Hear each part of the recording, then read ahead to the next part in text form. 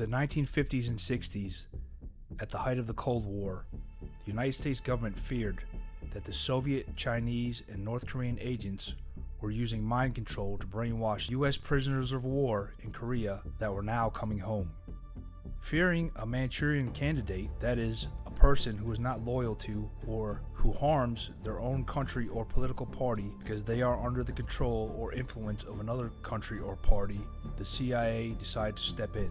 So what did the CIA do to combat these supposed brainwashed veterans? What kind of experiments did they conduct? And what was the top secret CIA project known as MK-Ultra? Let's try and find out. Hello, I'm Mike Droberg, a Marine Corps veteran, filmmaker, history enthusiast, and investigator of the supernatural. And we will answer these questions on today's episode of Forgotten History.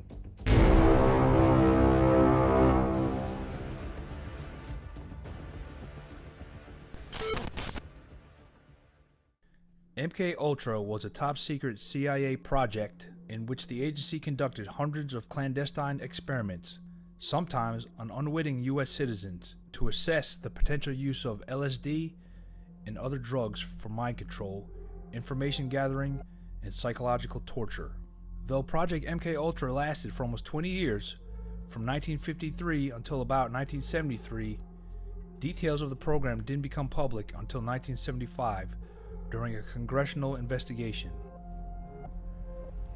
According to CIA Director Alan Dulles, fear of the Soviet brain perversion techniques was palpable. The CIA wanted to verse itself in this type of mind control, be able to recognize and use it in case of a conflict with the USSR. Fear of the enemy ran rampant among Americans, especially because of the sharp increase in PTSD in Korean POWs. The damage incurred on these survivors was so severe that mind control was thought to be the culprit. So in response, Dulles approved Project MK-Ultra in 1953. The covert operation aimed to develop techniques that could be used against Soviet bloc enemies to control human behavior with drugs and other psychological manipulators. The program involved more than 150 human experiments involving psychedelic drugs, paralytics, and electroshock therapy. Some test subjects knew they were participating in the study, but others had no idea, even when the hallucinogens started taking effect. What's even more disgraceful, according to a report by ABC News conducted in 2009, over 7,000 American veterans took part in these experiments, non-consensually during the 1950s through the 1970s. Many of the tests were conducted at universities, hospitals, military bases, and even prisons in the United States and Canada.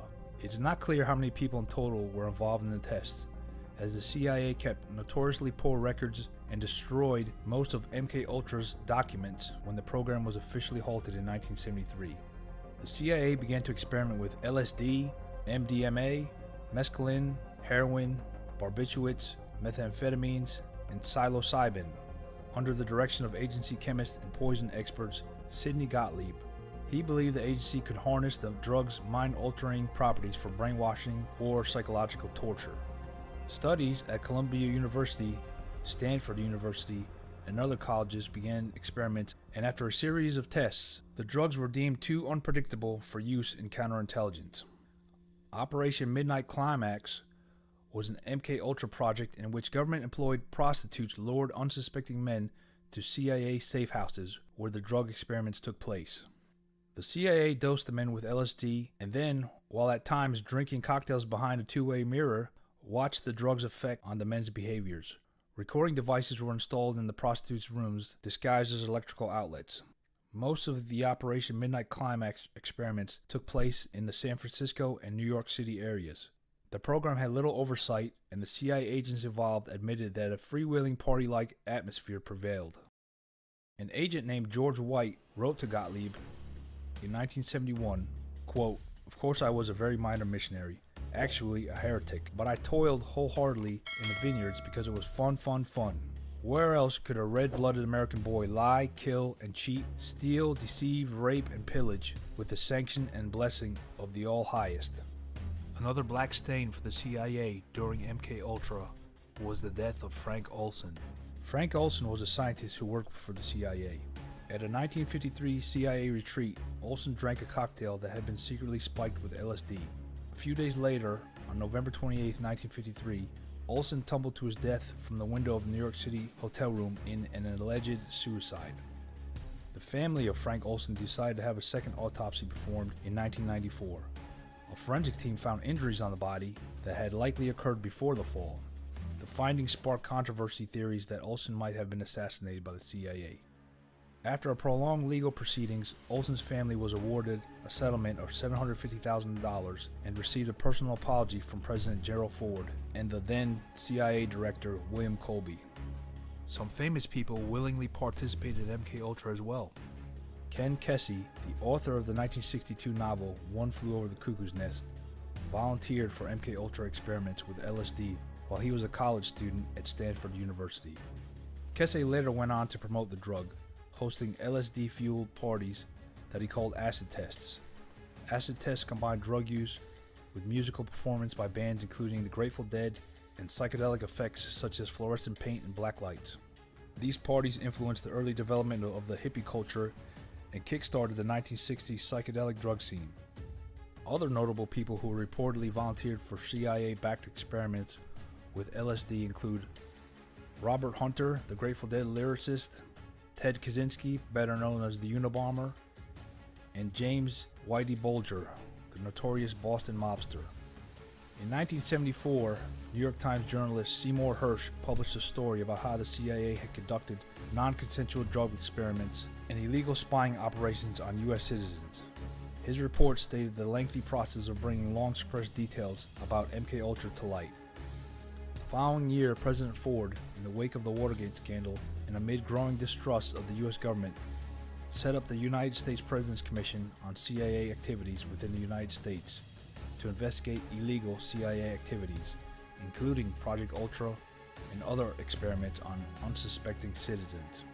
The commission was led by Vice President Nelson Rockefeller and is commonly referred to as the Rockefeller Commission. The Church Committee, helmed by Idaho Democratic Senator Frank Church, was a larger investigation into the abuses of the CIA, FBI, and other U.S. intelligence agencies during and after the resignation of President Richard Nixon. The Church Commission delved into plots to assassinate foreign leaders, including Cuban dictator Fidel Castro and the Congolese independence leader Patrice Lumumba. It also uncovered thousands of documents related to MKUltra. These revelations resulted in Ford's 1976 executive order on intelligence activities that prohibited experimentation with drugs on human subjects except with the informed consent in writing and witnessed by a disinterested party of each such human subject.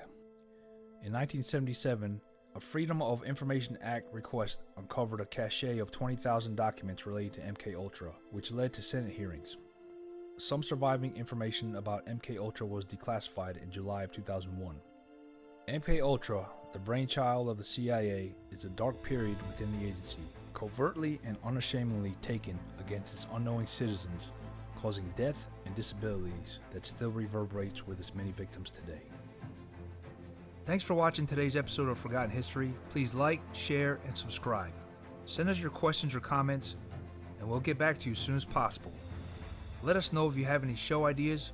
We're always looking for new topics to discuss, and we'd love to hear from you. Thanks again. Until next time.